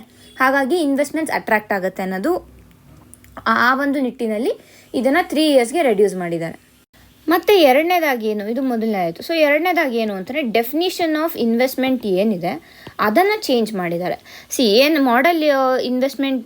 ಮಾಡೆಲ್ BITಯಲ್ಲಿ ಏನು ಹೇಳಿತು ಅಂತಂದರೆ ಇನ್ವೆಸ್ಟ್ಮೆಂಟ್ ಯಾವುದು ಇನ್ವೆಸ್ಟ್ಮೆಂಟ್ ಆಗುತ್ತೆ ಅಂದರೆ ಕೀ ಎಕನಾಮಿಕ್ ಕ್ಯಾರೆಕ್ಟರಿಸ್ಟಿಕ್ಸ್ ಇರಬೇಕು. ಅಂದರೆ ಕಮಿಟ್ಮೆಂಟ್ ಆಫ್ ಕ್ಯಾಪಿಟಲ್ ಇರ್ಬೋದು, ಪ್ರಾಫಿಟ್ ಎಕ್ಸ್ಪೆಕ್ಟೇಷನ್ ಇರ್ಬೋದು, ಇಲ್ಲ ರಿಸ್ಕ್ ಅಸಂಪ್ಷನ್ ಇರ್ಬೋದು. ಇದೆಲ್ಲದರ ಜೊತೆಗೆ ಡೆವಲಪ್ಮೆಂಟ್ ಆಫ್ ಹೋಸ್ಟ್ ನೇಷನ್ ಕೂಡ ಒಂದು ಪಾರ್ಟ್ ಆಗಿತ್ತು ಡೆಫಿನಿಷನ್ ಆಫ್ ಇನ್ವೆಸ್ಟ್ಮೆಂಟಲ್ಲಿ. ಬಟ್ ಇದೇನಿದೆ ಡೆವಲಪ್ಮೆಂಟ್ ಆಫ್ ಹೋಸ್ಟ್ ನೇಷನ್ ಏನಿದೆ ಇದು ಈ ಒಂದು ಇಂಡಿಯಾ ಮತ್ತು UAE ಬೈಲ್ಯಾಟ್ರಲ್ ಇನ್ವೆಸ್ಟ್ಮೆಂಟ್ ಟ್ರೀಟಿ ಏನಿದೆ ಅದರಲ್ಲಿ ಈ ಒಂದು ಪಾರ್ಟ್ ಏನಿದೆ ಆ ಪಾರ್ಟನ್ನು ತೆಗೆದು ಹಾಕಿದ್ದಾರೆ. ಸೊ ಈ ಒಂದು ಸ್ಟೆಪ್ ಏನಿದೆ it is a good step. ಯಾಕೆ ಅಂತಂದರೆ ಇದರಿಂದ ಆರ್ಬಿಟ್ರಲ್ ಡಿಸ್ಕ್ರಿಷನ್ ಏನಿದೆ ಅದು ಕಡಿಮೆ ಆಗುತ್ತೆ ಅಂತ ಹೇಳ್ತಾ ಇದ್ದಾರೆ. ಥರ್ಡ್ ಪಾಯಿಂಟ್ ಏನು ಅಂತಂದರೆ ಟ್ರೀಟ್ಮೆಂಟ್ ಆಫ್ ಇನ್ವೆಸ್ಟ್ಮೆಂಟ್ಸ್ ಅನ್ನೋ ಒಂದು ಪಾಯಿಂಟ್ ಕೂಡ ಇತ್ತು ಮಾಡೆಲ್ BITಲಿ ಅಂಡರ್ ಆರ್ಟಿಕಲ್ 4. ಸೊ ಇಲ್ಲೇನು ಹೇಳ್ತಾ ಇತ್ತು ಅಂತಂದರೆ state action will amount to a treaty. ಯಾವ ಒಂದು ಸ್ಟೇಟ್ ಆ್ಯಕ್ಷನ್ ಅಂದರೆ ಇವಾಗ ಭಾರತ ಯಾವುದೋ ಒಂದು ಫಾರಿನ್ ಇನ್ವೆಸ್ಟ್ಮೆಂಟ್ ಬರ್ತಾ ಇದೆ ಅಂದಾಗ ಭಾರತ ಏನೇನು ಮಾಡಿದ್ರೆ ಆ ಒಂದು ಟ್ರೀಟಿಯ ವಯಲೇಷನ್ ಆಗುತ್ತೆ ಮತ್ತು ಡಿನಯಲ್ ಆಫ್ ಜಸ್ಟಿಸ್ ಇರ್ಬೋದು, fundamental breach of due process ಇರ್ಬೋದು, ಇದೆಲ್ಲ ಆಗುತ್ತೆ ಅನ್ನೋ ಒಂದು ಲಿಸ್ಟ್ ಇತ್ತು. ಓಕೆನಾ. ಸೊ ಈ ಒಂದು ಏನು ಇದೆ ಈ ಬೇಸ್ಡ್ ಆನ್ ಕಸ್ಟಮರಿ ಇಂಟರ್ನ್ಯಾಷನಲ್ ಲಾ ಈ ಒಂದು ಆರ್ಟಿಕಲ್ ಟ್ರೀಟ್ಮೆಂಟ್ ಆಫ್ ಇನ್ವೆಸ್ಟ್ಮೆಂಟ್ ಇತ್ತು. ಸೊ ಇದರಲ್ಲಿ ಇದ್ದಿದ್ದ ಲಿಸ್ಟನ್ನು ಇಲ್ಲೂ ಕೂಡ ಸೇಮ್ ಹಾಗೆ ಕಂಟಿನ್ಯೂ ಮಾಡಿದ್ದಾರೆ. ಯಾಕೆ ಅಂತ ಅಂದರೆ ಇದರಿಂದ ಏನಾಗುತ್ತೆ ಈ ISDS ಕೇಸಸ್ ಏನಿದೆ ಆ ಕೇಸಸ್ ರೆಡ್ಯೂಸ್ ಆಗುತ್ತೆ ಒಂದು ಕಡೆ, ಮತ್ತು ಅದರ ಒಂದು ಡಿಸ್ಪ್ಯೂಟ್ ರೆಸಲ್ಯೂಷನ್ ಪ್ರಾಸೆಸ್ ಏನಿದೆ ಆ ಪ್ರಾಸೆಸ್ಸು ಏನು ಪ್ರಾಬ್ಲಮ್ ಇಲ್ದಿರ ಆರಾಮಾಗಿ ಹೋಗುತ್ತೆ ಅಂತ ಇಲ್ಲಿ ಹೇಳ್ತಾ ಇದ್ದಾರೆ. ಸೊ ಇಷ್ಟೆಲ್ಲ ಅಂದರೆ ಈ ಥರ ಕೆಲವು ಚೇಂಜಸನ್ನು ಮಾಡ್ಕೊಂಡಿದ್ದಾರೆ this is just a model BIT ಅಲ್ವಾ. ಸೊ ಬೇಕಾದಂಗೆ ಅಂದರೆ ಬೇಸ್ಡ್ ಆನ್ ಕಂಟ್ರಿ ಯಾವ ಕಂಟ್ರಿ ಮೇಲೆ ಇದೆ ಆ ಕಂಟ್ರಿ ಮೇಲೆ ಇದನ್ನು ಚೇಂಜ್ ಮಾಡ್ಕೊಂಡು ಹೋಗ್ತಾ ಇದೆ ಭಾರತ. ಸೊ ಹಾಗಾಗಿ ಈ ಒಂದು ಏನು ಮಾಡಿದ್ದಾರೆ ದಟ್ ಈಸ್ ಗುಡ್. ಇದರ ಜೊತೆಗೆ ಮತ್ತೆ ಏನಿದೆ ಪ್ರಾವಿಷನ್ಸ್ ಹೊಸದು ಇದು 3 with respect to model BIT ಆಯಿತು. ಮತ್ತು ಏನು ಎಕ್ಸ್ಟ್ರಾ ಪ್ರಾವಿಷನ್ ಇದೆ ಇಂಡಿಯಾ UAE ಇದರಲ್ಲಿ ಅಂತ ಅಂದರೆ ಈ ಒಂದು ಬೈಲ್ಯಾಟ್ರಲ್ಲಿ ಮೋಸ್ಟ್ ಫೇವರ್ಡ್ ನೇಷನ್ ಏನಿದೆ ಈ ಒಂದು ಪ್ರಾವಿಷನ್ ಇಲ್ಲ. ಓಕೆನಾ, ಇದನ್ನು ನೆನ್ಪಿಟ್ಕೋಬೇಕು. ಇದೇನಕ್ಕೆ ಮೋಸ್ಟ್ ಫೇವರ್ಡ್ ನೇಷನ್ ಏನು ಅಂದರೆ it's a core non discrimination. ಇದು ಅಂದರೆ ಎಲ್ಲ ಕಂಟ್ರಿನೂ ಯಾವುದೇ ರೀತಿಯಾದ ಒಂದು ಕಂಟ್ರಿಗೆ ನಾವು ಸಪೋರ್ಟ್ ಮಾಡೋದಿಲ್ಲ. ಎಲ್ಲ ನಮ್ಮ ಜೊತೆ ಭಾರತ ಜೊತೆ ಯಾವ್ಯಾವ ಕಂಟ್ರೀಸ್ ಟ್ರೇಡ್ ಮಾಡ್ತಾ ಇರುತ್ತೆ ಎಲ್ಲನೂ ಈಕ್ವಲ್ ಆಗಿ ನಾವು ನೋಡ್ತೀವಿ ಅನ್ನೋ ಒಂದು ನಿಟ್ಟನ್ನು ಇದು ಭಾರತ ಹೊಂದಿದೆ. ಸೊ ಮೋಸ್ಟ್ ಫೇವರ್ಡ್ ನೇಷನ್ ಅನ್ನೋ concept India UAE bilateral investment ಟ್ರೀಟಿಯಲ್ಲಿ ಇಲ್ಲ. ಮತ್ತು ಏನು ಅಂತಂದರೆ state action on taxation. State action on taxation ಮೇಲೆ ಭಾರತ ಯಾವುದೇ ರೀತಿಯಾದ ಒಂದು ಸ್ಟೇಟ್ ಆ್ಯಕ್ಷನನ್ನು ತೊಗೊಂಡ್ರು ಕೂಡ that is not included in UAE BIT, India UAE BIT ಅಂತ ಕೂಡ ಇಲ್ಲಿ ಹೇಳ್ತಾ ಇದ್ದಾರೆ. ಸೊ ಇದರಿಂದ ಏನಾಗುತ್ತೆ ಅಂತಂದರೆ ಫಾರಿನ್ ಇನ್ವೆಸ್ಟರ್ಸ್ ಏನಾದರೂ ಅಂದರೆ ಈಗ ಸ್ಟೇಟ್ ಟ್ಯಾಕ್ಸೇಷನ್ ಲಾನ ಚಾಲೆಂಜ್ ಮಾಡೋಕ್ಕಾಗೋದಿಲ್ಲ ಅಂತ ಹೇಳ್ತಾ ಇದ್ದಾರೆ. ಸೊ ಈಗ ಎಕ್ಸಾಂಪಲ್ ಭಾರತಕ್ಕೆ UAEಯಿಂದ ಯಾವುದೋ ಒಂದು ಫಾರಿನ್ ಇನ್ವೆಸ್ಟ್ಮೆಂಟ್ ಬಂದಿದೆ, ಅವ್ರಿಗೆ ಇಲ್ಲಿ ಏನಾದ್ರು ಒಂದು ಪ್ರಾಬ್ಲಮ್ ಆಯಿತು ಅಂತಂದರೆ ವಿತ್ ರೆಸ್ಪೆಕ್ಟ್ ಟು ಟ್ಯಾಕ್ಸ್ ಅವರು ಅದನ್ನ ಚಾಲೆಂಜ್ ಮಾಡೋಕ್ಕಾಗಲ್ಲ. ಭಾರತ ಅವ್ರ ಮೇಲೆ ಟ್ಯಾಕ್ಸನ್ನು ಹೇರ್ಬೋದು, ಬಟ್ ಅದನ್ನು ಅವರು ಚಾಲೆಂಜ್ ಮಾಡೋದಕ್ಕೆ ಆಗೋದಿಲ್ಲ. ಇದರಿಂದ ಏನಾಗುತ್ತೆ ಅಂತಂದರೆ this maximise states regulatory power. So ಇದರಿಂದ ಒಂದು ನೆಗೆಟಿವ್ ಏನಾಗ್ಬೋದು ಅಂತ ಅಂದರೆ it may reduce the foreign ಇನ್ವೆಸ್ಟ್ಮೆಂಟ್ಸನ್ನು ನಮಗೆ ರೆಡ್ಯೂಸ್ ಮಾಡ್ಬೋದು. ಬಿಕಾಸ್ ಸ್ಟೇಟ್ ಟ್ಯಾಕ್ಸೇಷನ್ ಪವರ್ ಯಾವಾಗ ಇನ್ಕ್ರೀಸ್ ಆಗುತ್ತೆ ಅಂತಂದರೆ ಅಲ್ಲಿ ಸ್ಟೇಟ್ ಅಂದರೆ ಗವರ್ನಮೆಂಟ್ನ ಒಂದು ಅಧಿಕಾರ ಹೆಚ್ಚಾಗುತ್ತೆ. ಯಾವಾಗ ಗವರ್ಮೆಂಟ್ನ ಅಧಿಕಾರ ಹೆಚ್ಚಾಗುತ್ತೆ ಅಲ್ಲಿ ಫಾರಿನ್ ಇನ್ವೆಸ್ಟ್ಮೆಂಟ್ಸ್ ಕಡಿಮೆ ಆಗುವಂಥ ಚಾನ್ಸಸ್ಗಳು ಇದೆ. ಸೊ ಇವಾಗ ಇದಿಷ್ಟು ಇಂಡಿಯಾ UAE ಬೈಲಾಟ್ರಲ್ ಟ್ರೀಟಿ ಆಯಿತು. ಸೊ ಇದು ಬೇರೆ ಡೆವಲಪ್ಡ್ ಕಂಟ್ರೀಸ್ಗೆ ಯಾವ ರೀತಿಯಾಗಿ ರಿಫ್ಲೆಕ್ಟ್ ಆಗುತ್ತೆ ಅಂದರೆ ಒಂದು ಕಡೆ ಪ್ರಾಬ್ಲಮ್ ಏನಾಗುತ್ತೆ ಅಂತ ಅಂದರೆ ಇಶ್ಯೂ ಏನಾಗುತ್ತೆ ಅಂದರೆ ಈ ಮೋಸ್ಟ್ ಫೇವರ್ಡ್ ನೇಷನ್ ತೆಗೆದಿರೋದ್ರಿಂದ that will be a problem. Because ಇದು ಮತ್ತು ಈ ಟ್ಯಾಕ್ಸೇಷನ್ ಇಶ್ಯೂ ಏನು ಹೇಳಿದೆ ಇದೆರಡೂ ಪ್ರಾಬ್ಲಮ್ ಆಗುತ್ತೆ ಒಂದು ಕಡೆ. ಬಟ್ ಇಲ್ಲಿ ಅಡ್ವಾಂಟೇಜ್ ಏನಾಗುತ್ತೆ ಅಂತ ಅಂದರೆ ಭಾರತ 3 years ಲಿಮಿಟ್ ಏನು ಮಾಡಿದೆ ಈ ಲಿಟಿಗೇಷನ್ ಟೈಮನ್ನು 3 years ತಂದಿದೆ. That will be a good step to attract more investment ಅಂತ ಇಲ್ಲಿ ಹೇಳ್ತಾ ಇದ್ದಾರೆ. ಈಗ ಮುಂದಿನ ಆರ್ಟಿಕಲ್ ನೋಡೋಣ. A primer on how to survive declining air quality in India. ನಮಗೆಲ್ಲ ಗೊತ್ತಾಯಿದೆ ಏರ್ ಕ್ವಾಲಿಟಿ ಅಂತ ಬಂದ ತಕ್ಷಣ ನಾವು ಫಸ್ಟ್ ಡೆಲ್ಲಿಗೆ ಹೋಗ್ತೀವಿ. But Delhi is not the only city in the country. ಅಂದರೆ ಪೊಲ್ಯೂಷನ್ ಲೆವೆಲ್ ಇಷ್ಟು ಹೈ ಇರೋದು ಬರೀ ಡೆಲ್ಲಿಯಲ್ಲ. ಈಗ ಬೆಂಗಳೂರಲ್ಲೂ ಇದೇ ಕತೆ ಇದೆ, ಮುಂಬೈಯಲ್ಲೂ ಇದೇ ಕತೆ ಇದೆ, ಚೆನ್ನೈಯಲ್ಲೂ ಇದೇ ಕತೆ ಇದೆ. ಸೊ ಪೊಲ್ಯೂಷನ್ ಅನ್ನೋದು ಭಾರತದ ಪ್ರತಿಯೊಂದು ಆಲ್ಮೋಸ್ಟ್ ಎವ್ರಿ ಮೆಟ್ರೋಪಾಲಿಟನ್ ಸಿಟಿಯಲ್ಲೂ ನಾವು ಇದನ್ನು ನೋಡ್ತಾನೆ ಇದ್ದೀವಿ. ಸೊ ಹಾಗಾದರೆ ಏನು ಮಾಡಬೇಕು? ಫಸ್ಟು ಏನು ಪೊಲ್ಯೂಷನ್ ಇದೆ ಇದರಿಂದ ಏನಾಗ್ತಾಯಿದೆ, ಫಸ್ಟು ಲಂಗ್ ಡಿಸೀಸಸ್ ಆಗ್ತಾಯಿದೆ. ಓಕೆನಾ? ಸೊ ಇದ್ರ ಜೊತೆಗೆ ಕಾರ್ಡಿಯೋವಾಸ್ಕ್ಯುಲರ್ ಡಿಸೀಸಸ್ ಹೆಚ್ಚಾಗ್ತದೆ, ನಾನ್ ಕಮ್ಯುನಿಕಬಲ್ ಡಿಸೀಸಸ್ ಹೆಚ್ಚಾಗ್ತದೆ. ಇದೆಲ್ಲದರಿಂದ ಇರಿಟೇಷನ್ ಹೆಚ್ಚಾಗುತ್ತೆ. ಯಾವಾಗ ಇರಿಟೇಷನ್ ಇರುತ್ತೆ ಮೆಂಟಲ್ ಹೆಲ್ತ್ ಅಫೆಕ್ಟ್ ಆಗುತ್ತೆ. ಮೆಂಟಲ್ ಹೆಲ್ತ್ ಎಫೆಕ್ಟ್ ಆಯಿತು ಅಂದರೆ ಓವರಾಲ್ ವೆಲ್ಬೀಯಿಂಗ್ ಅಫೆಕ್ಟ್ ಆಗುತ್ತೆ. ವೆಲ್ಬೀಯಿಂಗ್ ಅಫೆಕ್ಟ್ ಆಯಿತು ಅಂದರೆ ಪ್ರೊಡಕ್ಟಿವಿಟಿ ಅಫೆಕ್ಟ್ ಆಗುತ್ತೆ. ಪ್ರೊಡಕ್ಟಿವಿಟಿ ಅಫೆಕ್ಟ್ ಆಯಿತು ಅಂದರೆ ಇಕನಾಮಿಕ್ ಗ್ರೋತ್ ಅಫೆಕ್ಟ್ ಆಗುತ್ತೆ. ಸೊ ಒಂದು ಪೊಲ್ಯೂಷನಿಂದ ನಮ್ಮ ಎಂಟೈರ್ ಚೈನ್ ಏನಿದೆ it basically comes to economic growth ನಮಗೆ. ಓಕೆ, ಸೊ ಒಂದು ಕಡೆ ಇದು. ಮತ್ತೊಂದು ಕಡೆ ಏನು ಡಿಸೀಸ್ ಬರ್ಡನ್ ಹೆಚ್ಚಾಗುತ್ತೆ. ಸೊ ಯಾವಾಗ ಡಿಸೀಸ್ ಬರ್ಡನ್ ಹೆಚ್ಚಾಗುತ್ತೆ ಇದು ಸ್ಟೇಟ್ಗೆ ಫಿಸ್ಕಲ್ ಬರ್ಡನ್ ಹೆಚ್ಚಾಗುತ್ತೆ. ಅಂದರೆ ಸ್ಟೇಟ್ ಏನು ಹೆಲ್ತ್ಗೆ with respect to health expenditure ಮಾಡ್ತಾಯಿದೆ ಅದನ್ನು ಇನ್ಕ್ರೀಸ್ ಮಾಡಬೇಕು ಒಂದು ಕಡೆ, ಮತ್ತು ಔಟ್ ಆಫ್ ಪಾಕೆಟ್ ಎಕ್ಸ್ಪೆಂಡಿಚರ್ ಏನಿದೆ ಅದು ಇನ್ಕ್ರೀಸ್ ಆಗುತ್ತೆ. ಸೊ ಈ ಎಲ್ಲ ಪ್ರಾಬ್ಲಮ್ಮನ್ನು ಬರುತ್ತೆ. ಸೊ ಹಾಗಾಗಿ ಏನು ಮಾಡಬೇಕು ಅಂತ ಅಂದರೆ ಫಸ್ಟು ಮೀಡಿಯಾಗಳಲ್ಲಿ ಪಬ್ಲಿಕ್ ಕ್ಯಾಂಪೇನನ್ನು ಹೊರಡಿಸ್ಬೇಕು. ಓಕೆನಾ? ಸೊ ಇದರಿಂದ ಏನಾಗುತ್ತೆ ಅಂದರೆ ಪೊಲ್ಯೂಷನ್ ಲೆವೆಲ್ ಇರೋವಾಗ, ಅಂದರೆ ಫಾರ್ ಎಕ್ಸಾಂಪಲ್ ಈಗ ಬೆಳಿಗ್ಗೆ ಮತ್ತು ಸಂಜೆ ಈ ಪೊಲ್ಯೂಷನ್ ಲೆವೆಲ್ ಹೈ ಇರುತ್ತೆ. ಸೊ ಅಂಥ ಟೈಮಲ್ಲಿ ನಾವು ಔಟ್ಡೋರ್ ಹೋಗೋದನ್ನು ಅವಾಯ್ಡ್ ಮಾಡಬೇಕು ಅನ್ನೋದನ್ನು ಥ್ರೂ ಪಬ್ಲಿಕ್ ಕ್ಯಾಂಪೇನ್ಸ್ ಇದನ್ನು ನಾವು ಜನರಿಗೆ ಅವೇರ್ನೆಸ್ ಕ್ರಿಯೇಟ್ ಮಾಡಬೇಕು. ಮತ್ತು ಎರಡನೇದಾಗಿ ಏನು ಮಾಡ್ಬೋದು ಅಂತ ಅಂದರೆ ಗವರ್ನಮೆಂಟು ಕೆಲವು ಆ್ಯಪ್ಸ್ಗಳನ್ನು ರಿಲೀಸ್ ಮಾಡಿದೆ ವಿತ್ ರೆಸ್ಪೆಕ್ಟ್ ಟು ಪೊಲ್ಯೂಷನ್ ಲೆವೆಲನ್ನು ಚೆಕ್ ಮಾಡೋದಕ್ಕೆ. ಓಕೆನಾ? ಸೊ ನಾವು ಆಚೆ ಹೋಗ್ತಾ ಇದ್ದೀವಿ ಅಂತಂದರೆ ಆ ಆ್ಯಪ್ಸನ್ನು ಯೂಸ್ ಮಾಡಿ ಈ ಪೊಲ್ಯೂಷನ್ ಲೆವೆಲನ್ನು ಚೆಕ್ ಮಾಡಿಕೊಂಡು ನಾವು ಔಟ್ಡೋರ್ಗೆ ಹೋಗಬೇಕು ಅನ್ನೋದು ಮತ್ತೊಂದು ಸಜೆಷನ್ ಆಗಿದೆ. ಮತ್ತು ಏನು ಮಾಡ್ಬೋದು, ಇದರ ಜೊತೆಗೆ ನಾವು ಪಬ್ಲಿಕ್ ಟ್ರಾನ್ಸ್ಪೋರ್ಟನ್ನು ಎನ್ಕರೇಜ್ ಮಾಡಬೇಕಾಗುತ್ತೆ. ಸೊ ಇದರಿಂದ ಏನಾಗುತ್ತೆ, ವೆಹಿಕ್ಯುಲರ್ ಎಮಿಷನ್ಸ್ ಕಡಿಮೆ ಆಗುತ್ತೆ. ಮತ್ತು ಇನ್ನು ಮಿಕ್ಕಿದ್ದೆಲ್ಲ ಕಾಮನ್. ಇದಿಷ್ಟು ಸ್ಪೆಸಿಫಿಕ್ ಆದರೆ ಇನ್ನು ನೆಕ್ಸ್ಟ್ ಕಾಮನ್ ಏನು, ಇಂಡಸ್ಟ್ರೀಸ್ಗಳಿಂದ ಬರುವಂಥ ಪೊಲ್ಯೂಷನನ್ನು ಕಂಟ್ರೋಲ್ ಮಾಡಬೇಕು, ಕನ್ಸ್ಟ್ರಕ್ಷನ್ ರಿಲೇಟೆಡ್ ಪೊಲ್ಯೂಷನನ್ನು ಕಂಟ್ರೋಲ್ ಮಾಡಬೇಕು, ಮತ್ತು ನಾವು ಆಚೆ ಹೋಗ್ತೀವಿ ಅಂತಂದರೆ ಮಾಸ್ಕ್ಗಳನ್ನು ಹಾಕೋದಿರ್ಬೋದು. ಈ ರೀತಿಯಾಗಿ ನಾವು ಸ್ವಂತ ಒಂದು ಪ್ರಿಕಾಷನ್ಸನ್ನು ಕೂಡ ತಗೋಬೇಕಾಗುತ್ತೆ ಇದ್ರ ಜೊತೆಗೆ.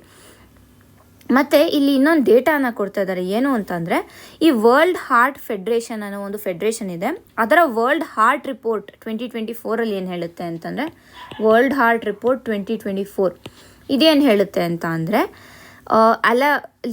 ಏರ್ ಪೊಲ್ಯೂಷನ್ ಜಾಸ್ತಿ ಆದಂತೆಯೇ ಕಾರ್ಡಿಯೋವ್ಯಾಸ್ಕ್ಯುಲರ್ ಡಿಸೀಸಸ್ ಏನಿದೆ, ಸೊ ಏರ್ ಪೊಲ್ಯೂಷನ್ ಮತ್ತು ಕಾರ್ಡಿಯೋವ್ಯಾಸ್ಕ್ಯುಲರ್ ಡಿಸೀಸಸ್ಗೆ ಡೈರೆಕ್ಟ್ ರಿಲೇಷನ್ ಇದೆ.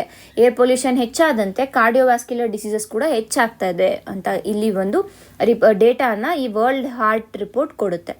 ಈಗ ನಾನು ಇಲ್ಲಿ ಹೇಳಿದೆ, ಲಂಗ್ ಡಿಸೀಸ್ ಇದೆ, CVD, NCDs ಅಂತ, ಇದರ ಜೊತೆಗೆ ಸ್ಟ್ರೋಕ್ ಆಗುವಂಥ ಚಾನ್ಸಸ್ ಕೂಡ ಇದೆ. ಸೊ ಮತ್ತೆ ಒಂದು ಡೇಟಾ ಏನು ಹೇಳುತ್ತೆ ಅಂದರೆ, air pollution is the second leading cause of non communicable diseases globally. Air pollution ಬಂದು second leading cause for non communicable diseases. So ಈ ಡೇಟಾನ ನಾವು ಆನ್ಸರ್ ರೈಟಿಂಗಲ್ಲಿ ಯೂಸ್ ಮಾಡ್ಕೋಬೋದಾಗುತ್ತೆ. ಸೊ ಹಿಂಗಿರೋವಾಗ ನಾವು ಈ ರೀತಿಯಾದ ಒಂದು ಏನು ಮೆಷರ್ಸನ್ನು ಹೇಳಿದ್ದಾರೆ ಅದನ್ನು ಫಾಲೋ ಮಾಡಬೇಕಾಗುತ್ತೆ ಅನ್ನೋದು ಈ ಒಂದು ಆರ್ಟಿಕಲ್ನ ಸಾರಾಂಶ ಆಗಿದೆ. ಮುಂದಿನ ಆರ್ಟಿಕಲ್ ನೋಡೋಣ. Is Delhi becoming an uninhabitable city. ಈಗಾಗಲೇ ನಾನು ಹೇಳಿದೆ ಈ ಮುಂದಿನ ಆರ್ಟಿಕಲ್ನಲ್ಲೂ ಕೂಡ, ಡೆಲ್ಲಿ ಅಂತ ಅಂದರೆ ಪೊಲ್ಯೂಷನ್ ಅಂತ ಬಂದಿದ ತಕ್ಷಣ ನಮಗೆ ನೆನಪಾಗೋದೆ ಡೆಲ್ಲಿ. ಡೆಲ್ಲಿ ಅಂತ ಬಂದಾಗ ಇದನ್ನು ಯಾಕೆ ಹೇಳ್ತಾ ಇದ್ದಾರೆ ಅನ್ಇನ್ಹ್ಯಾಬಿಟಬಲ್ ಅಂದರೆ ಅಲ್ಲಿ ನಾವು ವಾಸ ಮಾಡೋಕ್ಕಾಗಲ್ಲ ಇನ್ನು ಮುಂದೆ ಅಂತ ಯಾಕೆ ಹೇಳ್ತಾ ಇದ್ದಾರೆ? 2 ರೀಸನ್. ಸಮ್ಮರಲ್ಲಿ ಹೋದರೆ ಡೆಲ್ಲಿಯಲ್ಲಿ ಹೀಟ್ ವೇವ್ಸ್ ಬರುತ್ತೆ, ಹೆಚ್ಚಿನ ಹೀಟ್ ವೇವ್ಸ್ ಇರುತ್ತೆ, ಸೊ ಅಲ್ಲಿ ಬದುಕೋದು ಕಷ್ಟ. ವಿಂಟರಲ್ಲಿ ಹೋದರೆ ಏನು ಪೊಲ್ಯೂಷನ್ ಲೆವೆಲ್ಸ್ ಇರ್ಬೋದು, ಇಲ್ಲ ಏರ್ ಕ್ವಾಲಿಟಿ ಇಂಡೆಕ್ಸ್ ಇರ್ಬೋದು, ಇದು ಡೆಟಿರಿಯೋರೇಟ್ ಆಗಿರುತ್ತೆ, ಇದರಿಂದ ಅಲ್ಲಿ ಬಾಳೋದಕ್ಕಾಗೋದಿಲ್ಲ. ಸೊ ಈ 2 ರೀಸನ್ ಏನಿದೆ, ಇದು ಹೆಚ್ಚಿನದಾಗಿ ಅಫೆಕ್ಟ್ ಮಾಡ್ತಾ ಇರೋದು ಯಾರನ್ನ? ಪುವರ್ ಮತ್ತು ಮಿಡಲ್ ಕ್ಲಾಸ್, ಇವರನ್ನು ಜಾಸ್ತಿ ಎಫೆಕ್ಟ್ ಮಾಡ್ತಾಯಿದೆ. ಇದ್ರ ಜೊತೆಗೆ ಎಲ್ಡರ್ಲಿ ಇರ್ಬೋದು, ಚಿಲ್ಡ್ರನ್ ಇರ್ಬೋದು, ವಲ್ನರಬಲ್ ಸೆಕ್ಷನ್ಸ್ ಯಾರಿದ್ದಾರೆ ಇವರೆಲ್ಲರೂ ಇದರಿಂದ ಮೋಸ್ಟ್ಲಿ ಅಫೆಕ್ಟ್ ಆಗ್ತಾ ಇರೋದು ಇವರು. ಸೊ ಈಗ ಏನು ಮಾಡಬೇಕು ಅಂತಂದರೆ, governments, be the Delhi government or the central government, ಎರಡೂ ಕೂಡ ಜಾಯಿಂಟಾಗಿ ಆ್ಯಕ್ಷನ್ ತೊಗೋಬೇಕಾಗುತ್ತೆ. ಇಬ್ಬರೂ ಅಂದರೆ ಸ್ಟೇಟ್ ಗವರ್ನಮೆಂಟ್ ಬಂದು ಸೆಂಟ್ರಲ್ ಗವರ್ನಮೆಂಟ್ ತೊಗೋಬೇಕು ಅಂದರೆ ಆ್ಯಕ್ಷನ್ ತೊಗೋಬೇಕು ಅಂತ ಬಿಡೋದಲ್ಲ, ಇಲ್ಲ ಸೆಂಟ್ರಲ್ ಗವರ್ನಮೆಂಟ್ ಬಂದು ಸ್ಟೇಟ್ ಗವರ್ನಮೆಂಟ್ ತೊಗೊಳ್ಳಿ ಅಂತ. ಇದನ್ನ ಪಾಲಿಟಿಕ್ಸ್ ಆಗಿ ಟರ್ನ್ ಮಾಡಿದ್ರೆ solely based on human conditions ಅಥವಾ ಹ್ಯುಮ್ಯಾನಿಟಿ ಬೇಸಿಸ್ ಮೇಲೆ ಇದನ್ನ ನಾವು ನೋಡಬೇಕಾಗತ್ತೆ. ಮತ್ತು ಏನು, ಈ ಡೆಲ್ಲಿ ಪೊಲ್ಯೂಷನಲ್ಲಿ ಮೇನ್ ಯಾವುದು ಇರೋದು ಕಲ್ಪ್ರಿಟ್ ಅಂತಂದರೆ PM 2.5 ಹೆಚ್ಚಿದೆ. ಸೊ ಇದಕ್ಕೆ ರೀಸನ್ ಏನು ಕೊಡ್ತಾ ಇದ್ದಾರೆ ಗವರ್ನಮೆಂಟ್ಸ್ ಅಂತಂದರೆ, ಮೇನ್ಲಿ ಸ್ಟಬಲ್ ಬರ್ನಿಂಗ್ ಅಂತ ಹೇಳ್ತಾ ಇದ್ದಾರೆ. But it is not only the stubble burning. Yes, stubble burning ಕೂಡ ಕಾಂಟ್ರಿಬ್ಯೂಟ್ ಮಾಡುತ್ತೆ, but it is not the only reason for Delhi pollution. ಇದರ ಜೊತೆಗೆ ಬೇರೆ ಬೇರೆ ರೀಸನ್ಸ್ ಇದೆ. ಏನು ಅಂತಂದರೆ, ವಿಂಡ್ ಇರ್ಬೋದು, ಟೆಂಪರೇಚರ್ ಇರ್ಬೋದು, ಇಲ್ಲ ಅಂತಂದರೆ ವೆಹಿಕ್ಯುಲರ್ ಎಮಿಷನ್ಸ್ ಇರ್ಬೋದು, ಮತ್ತು ಕನ್ಸ್ಟ್ರಕ್ಷನ್ ಇದಿರ್ಬೋದು, ಇಂಡಸ್ಟ್ರೀಸ್ ಇರ್ಬೋದು, ಇದು ಎಲ್ಲ ಕೂಡ ಕಾಂಟ್ರಿಬ್ಯೂಟ್ ಮಾಡ್ತಾ ಇದೆ. ಬಟ್ ಮೇನ್ ಬ್ಲೇಮ್ ಕೊಡ್ತಾ ಇರೋದು ಸ್ಟಬಲ್ ಬರ್ನಿಂಗ್ಗೆ ಅಂತ ಕೊಡ್ತಾ ಇದ್ದಾರೆ. But just addressing stubble burning ಅದು ಮಾತ್ರನೇ ಡೆಲ್ಲಿಯಲ್ಲಿ ಏರ್ ಪೊಲ್ಯೂಷನನ್ನು ರೆಡ್ಯೂಸ್ ಮಾಡೋದಕ್ಕಾಗೋದಿಲ್ಲ. ಸೊ ಇದೆಲ್ಲದನ್ನು ರೆಡ್ಯೂಸ್ ಮಾಡಬೇಕಾಗುತ್ತೆ. ಸೊ ಹಾಗಾಗಿ ಏನು ಮಾಡಬೇಕು, ಪ್ರಮೋಟ್ ಮಾಡಬೇಕು. ಫಸ್ಟ್ ವೆಹಿಕ್ಯುಲರ್ ಎಮಿಷನ್ಸ್ ಜಾಸ್ತಿ ಆಗ್ತಾ ಇರೋದು, ಸೊ ಇದನ್ನ ರೆಡ್ಯೂಸ್ ಮಾಡಬೇಕು ಅಂದರೆ ಪಬ್ಲಿಕ್ ಟ್ರಾನ್ಸ್ಪೋರ್ಟನ್ನು ಎನ್ಕರೇಜ್ ಮಾಡಬೇಕು. ಪಬ್ಲಿಕ್ ಟ್ರಾನ್ಸ್ಪೋರ್ಟನ್ನು ಎನ್ಕರೇಜ್ ಮಾಡೋದ್ರಿಂದ ಏನಾಗುತ್ತೆ, ವೆಹಿಕ್ಯುಲರ್ ಎಮಿಷನ್ಸ್ ಒಂದು ರೇಂಜ್ಗೆ ಕಡಿಮೆ ಆಗುತ್ತೆ. WHO ಏನು ಹೇಳುತ್ತೆ ಅಂತಂದರೆ, ಈ ಏರ್ ಪೊಲ್ಯೂಷನ್ ಏನಿದೆ, ಏರ್ ಪೊಲ್ಯೂಷನು ನಮ್ಮ ಬಾಡಿಯ ಪ್ರತಿಯೊಂದು ಆರ್ಗನನ್ನು ಕೂಡ ಇಂಪ್ಯಾಕ್ಟ್ ಮಾಡ್ಬೋದು. ಪ್ರತಿಯೊಂದು ಆರ್ಗನ್ನ ಒಂದು ಕೆಲಸ ಮಾಡದೇ ಇರೋದಕ್ಕೆ ಕಾರಣ ಏರ್ ಪೊಲ್ಯೂಷನ್ ಆಗಿರ್ಬೋದು. ಸೊ ಹಾಗಾಗಿ ಏರ್ ಪೊಲ್ಯೂಷನನ್ನು ಟ್ಯಾಕಲ್ ಮಾಡೋದು ಬಹಳ ಮುಖ್ಯ ಆಗುತ್ತೆ ಅಂತ ಇಲ್ಲಿ ಹೇಳುತ್ತೆ WHO. ಸೊ ಸದ್ಯಕ್ಕೆ ಡೆಲ್ಲಿಯಲ್ಲಿ ಏರ್ ಪೊಲ್ಯೂಷನ್ನ ಯಾವುದರಿಂದ ಮೆಷರ್ ಮಾಡ್ತಾ ಇದ್ದಾರೆ ಅಂದರೆ, ಏರ್ ಕ್ವಾಲಿಟಿ ಇಂಡೆಕ್ಸಿಂದ ಮೆಷರ್ ಮಾಡ್ತಾ ಇದ್ದಾರೆ, which is given out by CPCB. ಈ ಒಂದು ಏರ್ ಕ್ವಾಲಿಟಿ ಇಂಡೆಕ್ಸ್ ಏನಿದೆ, ಇದರಲ್ಲಿ 8 ಪೊಲ್ಯೂಟೆಂಟ್ಸನ್ನು ಮೆಷರ್ ಮಾಡ್ತಾ ಇದ್ದಾರೆ. ಯಾವ್ದು ಈ ಪೊಲ್ಯೂಟೆಂಟ್ಸ್ ಅಂತ ಅಂದರೆ, PM 2.5, PM 10, sulphur dioxide, nitrogen dioxide, ಮತ್ತು ಓಝೋನ್, ಮತ್ತು ಲೆಡ್, ಮತ್ತು ಅಮೋನಿಯಾ. ಸೊ ಈ 8 ಪೊಲ್ಯೂಟೆಂಟ್ಸನ್ನು ಏರ್ ಕ್ವಾಲಿಟಿ ಇಂಡೆಕ್ಸಲ್ಲಿ ಸದ್ಯಕ್ಕೆ ನಾವು ಮೆಷರ್ ಮಾಡ್ತಾ ಇರೋದು. ಹೆಚ್ಚಿನದಾಗಿ ಡೆಲ್ಲಿ ಪೊಲ್ಯೂಷನ್ಗೆ ಕಾರಣ ಇರೋದು PM 2.5, ಇದು ನಮಗೆ ನೆನಪಿರಬೇಕು. ಸೊ ಹಾಗಾಗಿ ಒಟ್ಟಾರೆ ಈ ಆರ್ಟಿಕಲ್ನಲ್ಲಿ ಏನು ಹೇಳ್ತಿದ್ದಾರೆ ಅಂತಂದರೆ, both political will along with some imagination ಅಂದರೆ ಸಮ್ ಇನೋವೇಷನ್, ಹೊಸದಾಗಿ ಏನಾದರೂ ಈ ಪೊಲ್ಯೂಷನನ್ನು ಟ್ಯಾಕಲ್ ಮಾಡೋದಕ್ಕೆ ಬೇಕಾಗುತ್ತೆ ಅನ್ನೋದು ಈ ಒಂದು ಆರ್ಟಿಕಲ್ನ ಸಾರಾಂಶ ಆಗಿದೆ. ಇಷ್ಟು ಈ ದಿನದ ಆರ್ಟಿಕಲ್ಗಳಾಗಿವೆ. ಧನ್ಯವಾದಗಳು.